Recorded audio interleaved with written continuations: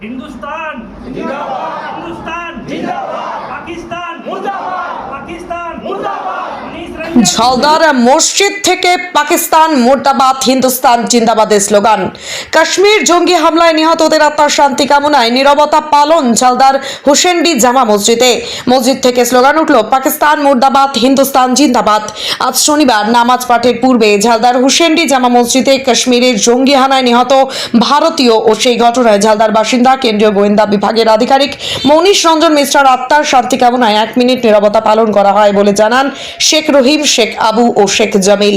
এ বিষয়ে মসজিদের মৌলভী মোহাম্মদ আদিল হোসেন ও সমাজসেবী শেখ হোসেন আহমদ জানান, কয়েকদিন পূর্বে কাশ্মীরের পেহেলগাঁওয়ে জঙ্গিদের হামলায় নিরীহ পর্যটক, যার মধ্যে ঝালদার মনীষ রঞ্জন মিশ্রা ও কাশ্মীরের একজন বাসিন্দাও শহীদ হয়েছেন, তার আমরা তীব্র নিন্দা করছি ও তাদের আত্মার শান্তি কামনা করি। মনীষের পরিবারের পাশে আছি। সাথে সাথে ভারত সরকারের কাছে আবেদন যাতে এই ঘটনায় শক্ত হাতে মোকাবিলা হয়, যাতে পাকিস্তান উচিত শিক্ষা পায়।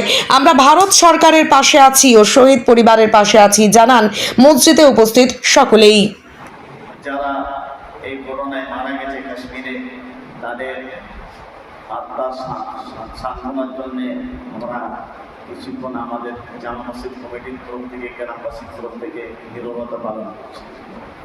हिंदुस्तान जिंदाबाद, हिंदुस्तान जिंदाबाद, पाकिस्तान मुर्दाबाद, पाकिस्तान मुर्दाबाद। मनीष रंजन जिंदाबाद, मनीष रंजन जिंदाबाद, मनीष रंजन अमर रहे, अमर रहे, अमर रहे, अमर रहे, अमर रहे, अमर रहे।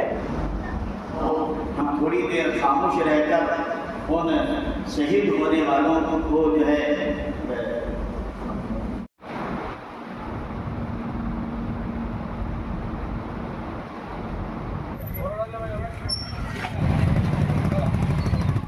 আমরা তাদের যারা শহীদ হয়েছে কাশ্মীরে, নির্দোষ মানুষ, তাদের আত্মার সান্ত্বনার জন্য আমরা নীরবতা পালন করেছি এবং বিশেষ করে আমাদের মনীষ রঞ্জন যে ঝালদার মারা গেছে, তার আত্মার জন্য আমরা নীরবতা পালন করেছি এবং দোয়া করেছি, আল্লাহর কাছে প্রার্থনা করেছি যেন তারা স্বর্গীয় হয় এবং সুখী হয়, তাদের আত্মা যেন শান্তি পায়।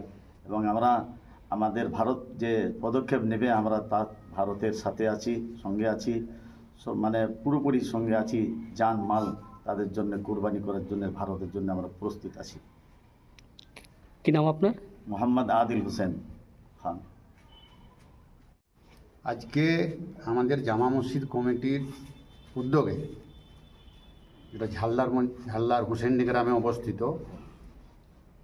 বিগত কয়েকদিন পূর্বে কাশ্মীরের পেহেলগাঁয়ে যে ঘটনা, আতঙ্কবাদী নৃশংস যে হত্যাকাণ্ড, তাতে আমাদের ঝালদার খুব সুপরিচিত এবং আমারও খুব পরিচিত মনীষ রঞ্জন মিশ্রাজি, তিনিও শহীদ হয়েছেন। তার সাথে সাথে আরও অনেকেই শহীদ হয়েছেন এবং বিশেষ করে কিছু লোকের প্রাণ বাঁচানোর জন্যে একজন কাশ্মীরিও শহীদ হয়েছেন। তাদের প্রতি শ্রদ্ধা নিবেদন করছি এবং 1 মিনিট নীরবতাও পালন করলাম এবং আমরা আশা করছি ভারত সরকারের কাছে যে এর উপযুক্ত জবাব ভারত সরকার দেওয়ার জন্য প্রস্তুত হচ্ছেন এবং হওয়া উচিত। একজন ভারতীয় হিসাবে আমি বিশ্বাস করি যে ভারতের এই ক্ষমতা আছে যে পাকিস্তানকে উপযুক্ত জবাব দেওয়ার।